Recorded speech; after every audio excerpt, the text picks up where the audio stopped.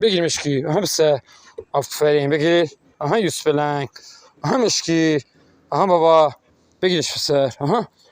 آها بگیر مشکی. مشکی بگیرش. آها بسر. بگیر. آها بسر بگیر. آفرین بابا. آها بکش بسر.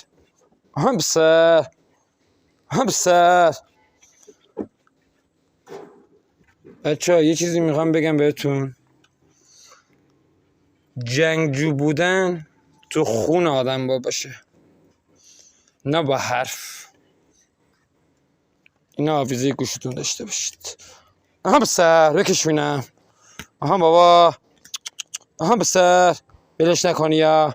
آفرین بسر بکش بابایی. آها بکش بسر. آها بکش. آها دندون صف کن. آها بکش. آها بابا.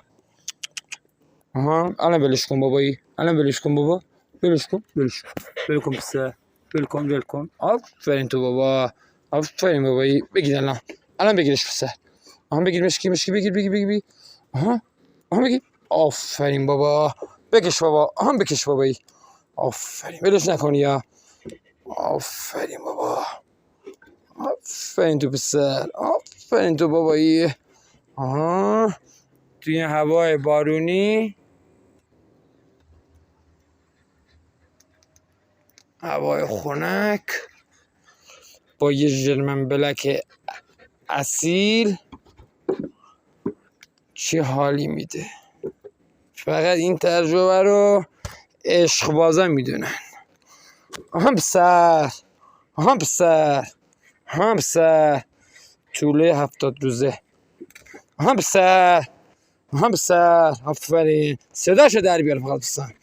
آها بسر. صدا این پیرانه با در بیاد. آفرین. فقط با در بیاد. بگی بینم. آها این پیرانم یه چیزی بهتون بگم بچه‌ها. این پیرانم اورجا میدونی؟ میدونیم که سگ اورج با اصالت با چیزی با به جنگی اصالت داشته باشه، مثل همین پیرهن. حرف خالی به درد من نمیخوره. آها بسر. آها مشکی. آفرین بابا. آفرین. امشب 2 کیلو. امشب غذا 2 کیلو بابا. نگاه کن.